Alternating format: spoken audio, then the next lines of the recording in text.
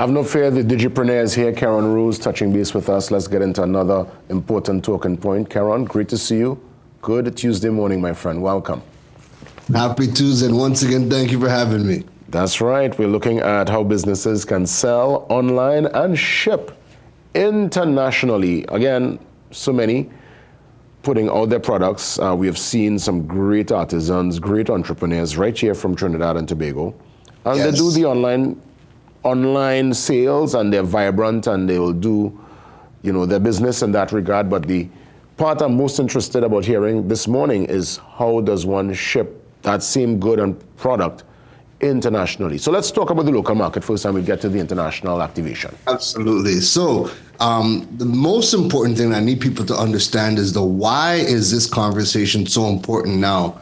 We have a lot of businesses that, they're still limiting themselves to social media, and they're not really building the necessary components and infrastructure to sell to anybody across Trinidad and Tobago, right? To be able to take those payments from anybody in the country and also ship even locally anywhere in the country. But now this conversation is also going to open you up to not just limit yourself to Trinidad. You're going to be able to now sell to anybody in the world because you're going to be able to accept payments from across the world and also ship internationally. So the starting component that you need, and this is the most important one, because when you have this in place, you have full control over the asset, is your website. Once you build out your website, you could use platforms like WordPress, you could use Wix, you could use Shopify. Those are the three main platforms that you could use.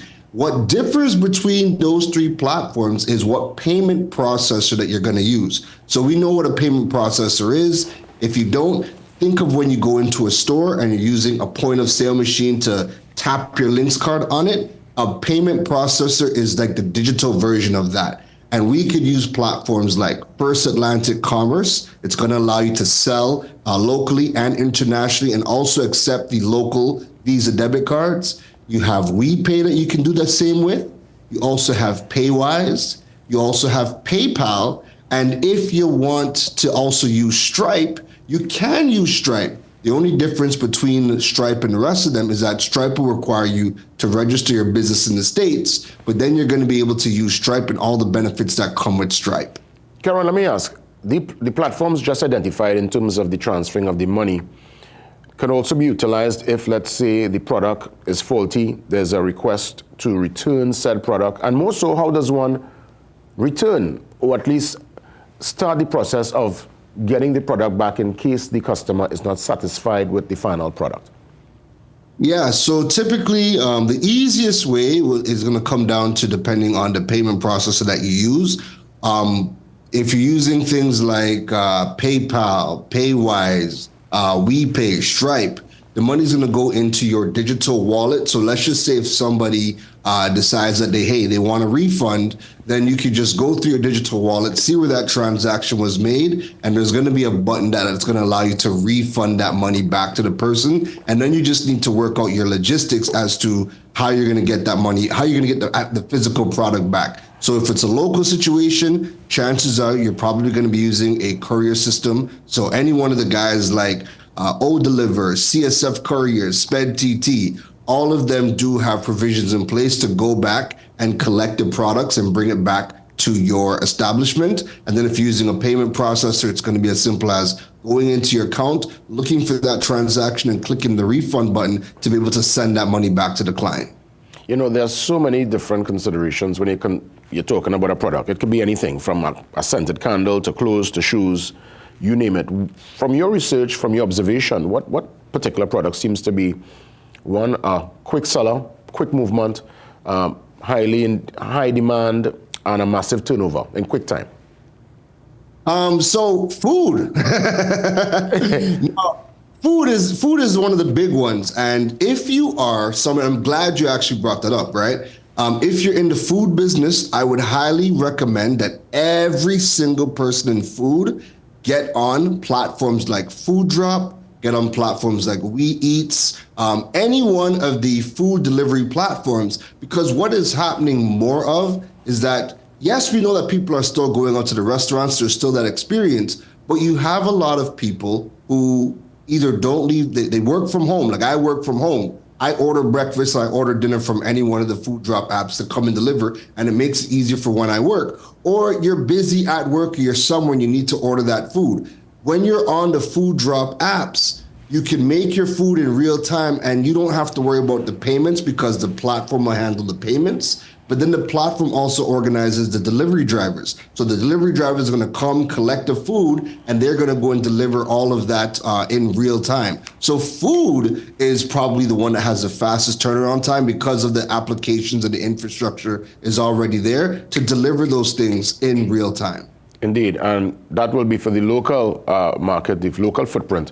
Of course, you can't ship the food internationally. What product you've seen? I mean, if you could get it there internationally in real time, that'll be amazing, right? But we're not there yet. What in terms of Trinidad artisans and entrepreneurs, what product you've seen really has been able to make a splash on the overseas market? Souvenirs? Just trying to figure out, like, you know, what should be the approach when you think of the international market?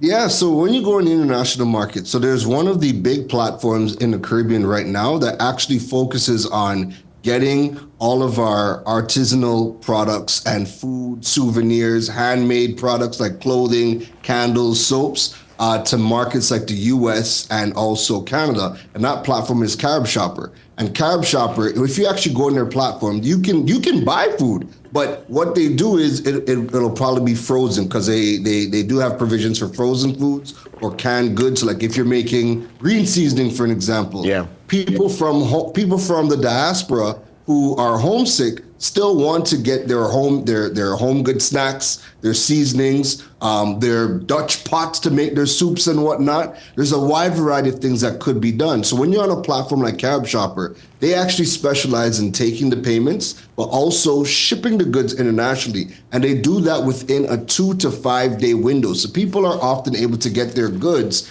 within a very short space of time. And when you go on the platform, it's only handcrafted goods from the markets like Jamaica and also like Trinidad. So that's a platform where if you are selling a product and you are the maker of the product, I would go check out Carib Shopper because they're automatically going to handle the payment aspect, which is one of the biggest pain points for people. But most importantly, it's the logistics of getting their goods into the international market that they have simplified for the artisanal businesses. So once you look into your crystal ball, obviously we can only anticipate what the future will hold, but we can learn lessons from the past. So I want to use one example, Toys R Us, a massive brick and mortar store in the US. We all enjoyed as children going there, or at least getting a toy from Toys R Us when a family member is coming home for Christmas. It's a brand that was synonymous. We've known the brand. It's no more, no brick and mortar. Do you think with this online prevalence, with this push and this traffic that's going more online, will the brick and mortar be relevant in a couple of years? Or will the mall going into a store to physically touch and hold and to talk to a sales clerk and to pay by a cashier, is that experience going to be something that will be in the realm of history in some years from now? Yeah, again, great question. So I like how you framed it up. Now, there's two sides to it.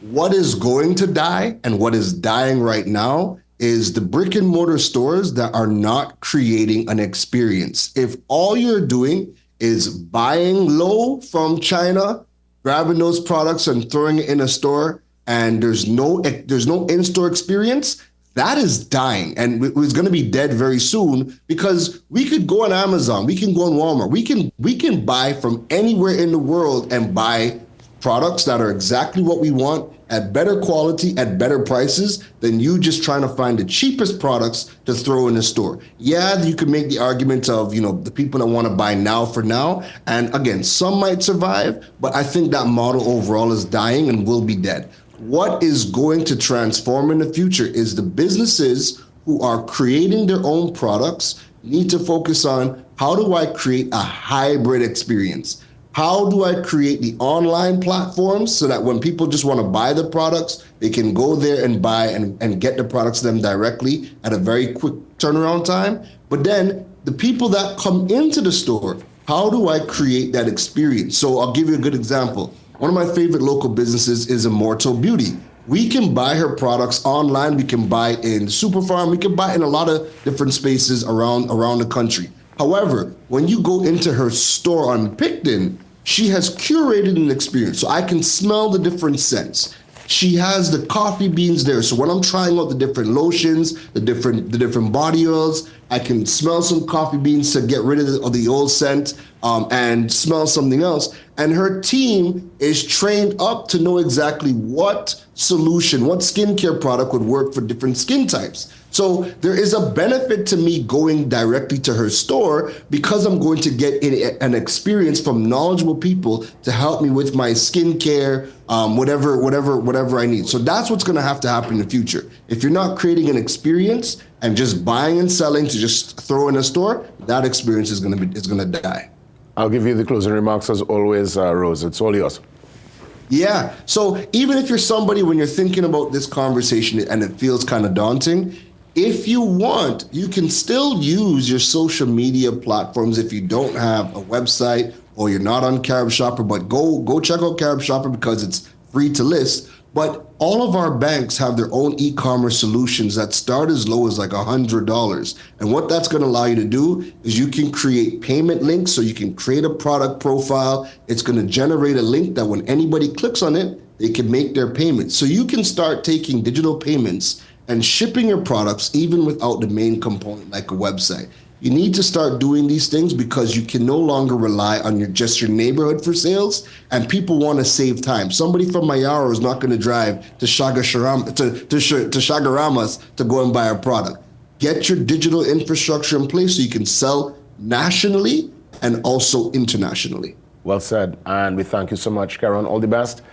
God spare, we'll talk again next week, Tuesday, for Take care. the Digipreneur. That's right. Up next, Dr. LeBlanc. She always brings life and light to the studio every Tuesday, and all again today.